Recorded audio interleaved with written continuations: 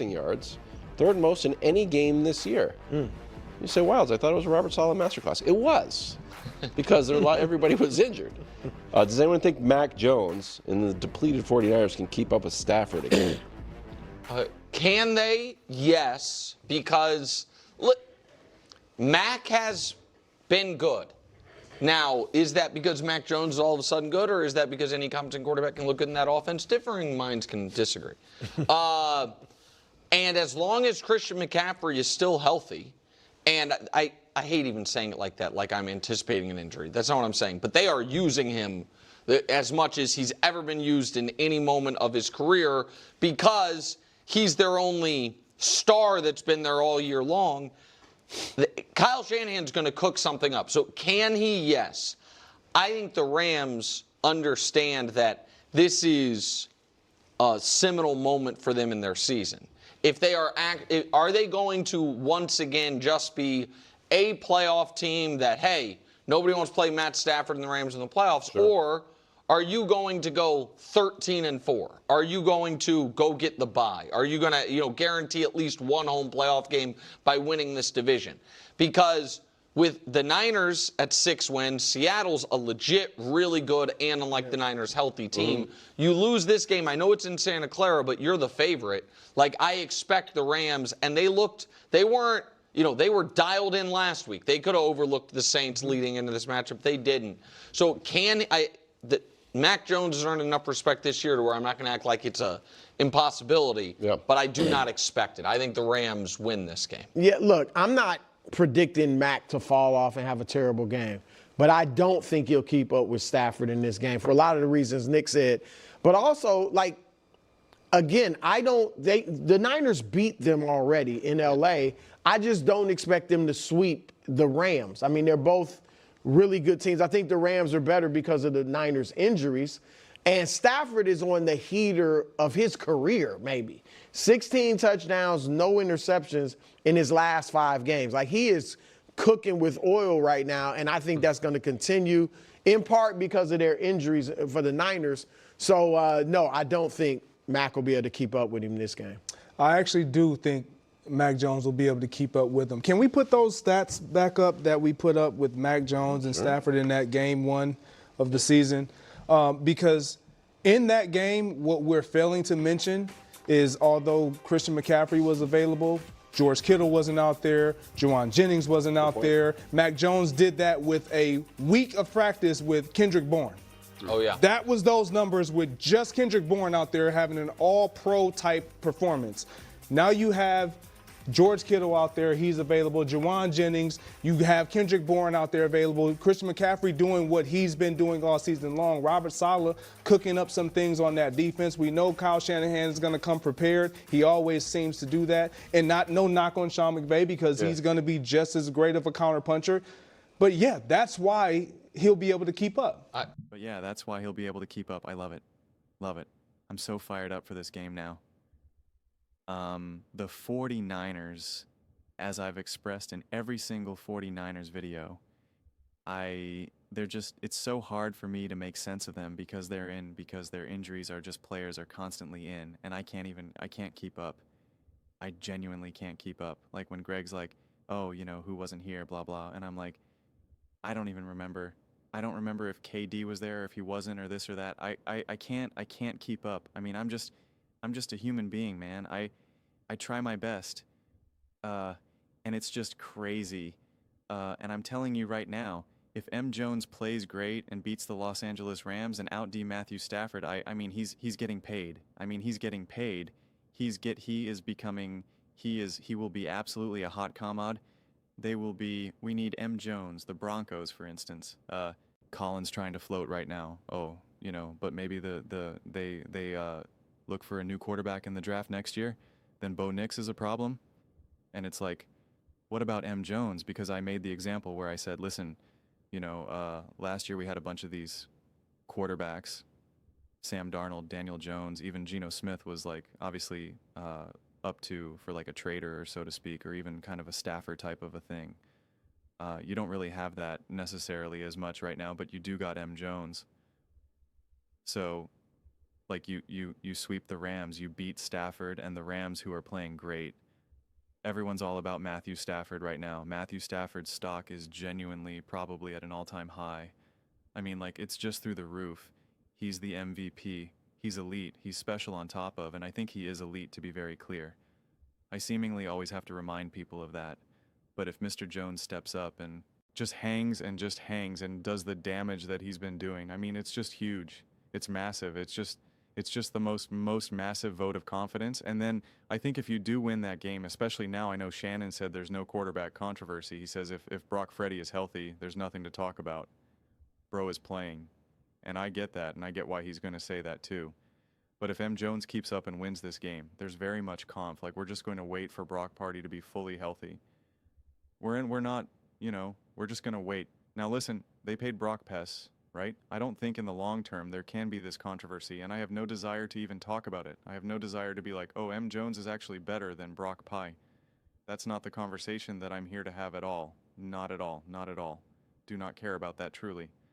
So, like I'm just trying to illustrate the point right now of how much success M. Jones would genuinely be having, and it would be beyond of, hey, Garner McCard looking pretty good with the Colts, or, hey, Fitzmagic is doing not too bad right now.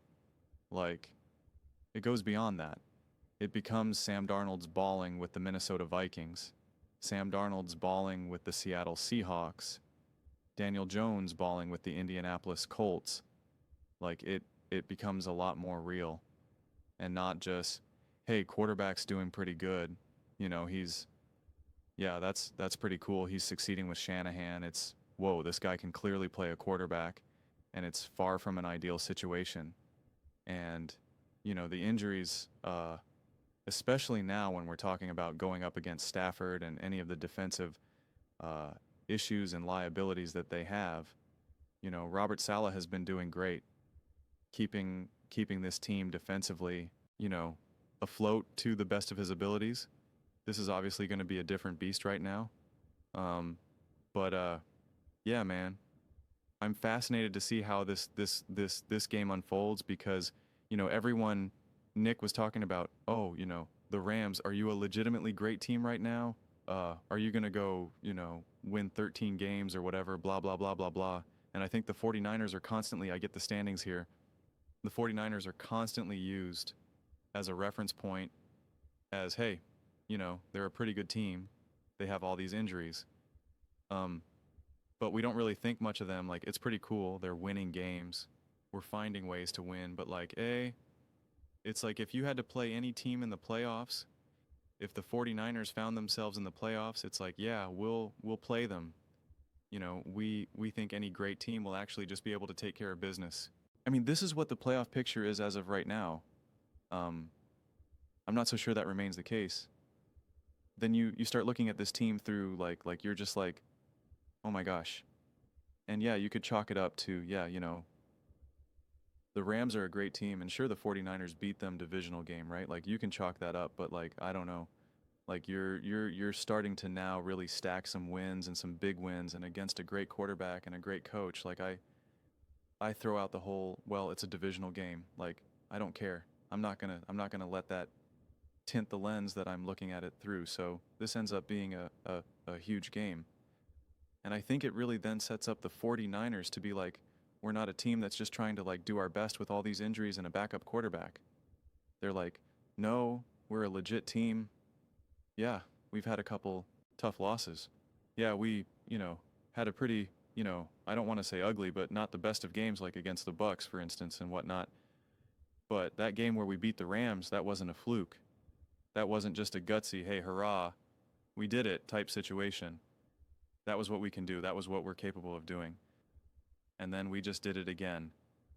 While everyone else, like I said, is through the moon with the Los Angeles, you got Colin Cowherd out here saying that, Colin believes that they're the best team in the NFL. He's like, can't commit to it. So he keeps saying the Eagles, but he said multiple times that he thinks the Rams are actually the best. But then when he did his herd hierarchy, he had them too. But then, like, later on, he then said the Rams are the best team. And then he's like, just about like, he can't commit to it. Like, so, like I said, Stafford and the Rams, stock is just through the roof. And if the 49ers just contend, they just continue to hang and contend in that game. To me, that's good enough. But you come away with a win, M. Jones proves that he can hang and that he can wheel and deal with a more balanced offense or just more pieces to work with. You're sending a message to everyone in that locker room. You're sending a message of like, you know, don't call it a comeback. We've been here for years, man. Like we are here. So this game has epic momentum building right now.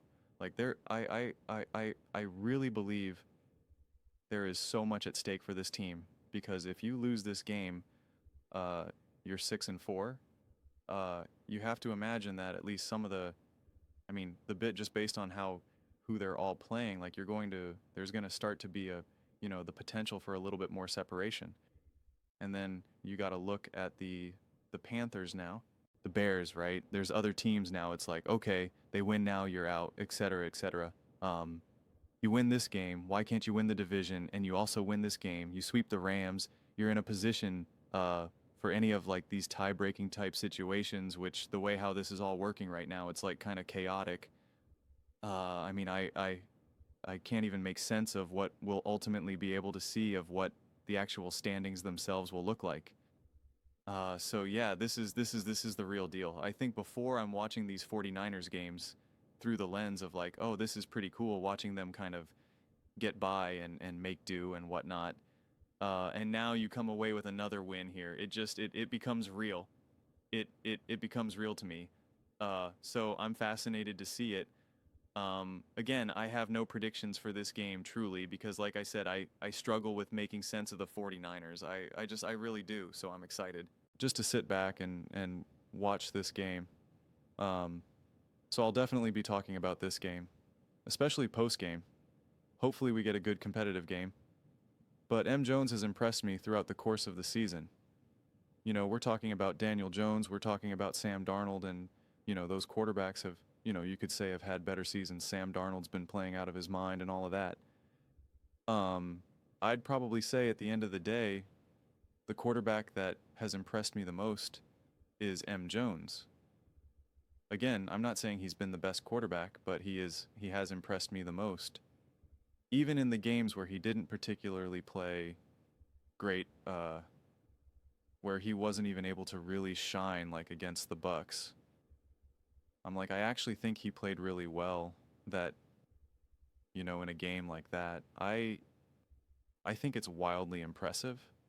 That's why every time, like, Nick keeps saying, like, oh, you might turn into a Mac Jones. And I'm like, it's apparently not a bad thing. More quarterbacks play like M. Jones, more teams might be winning right now. So I'm fascinated to see what a game like this looks like right now. Fascinated.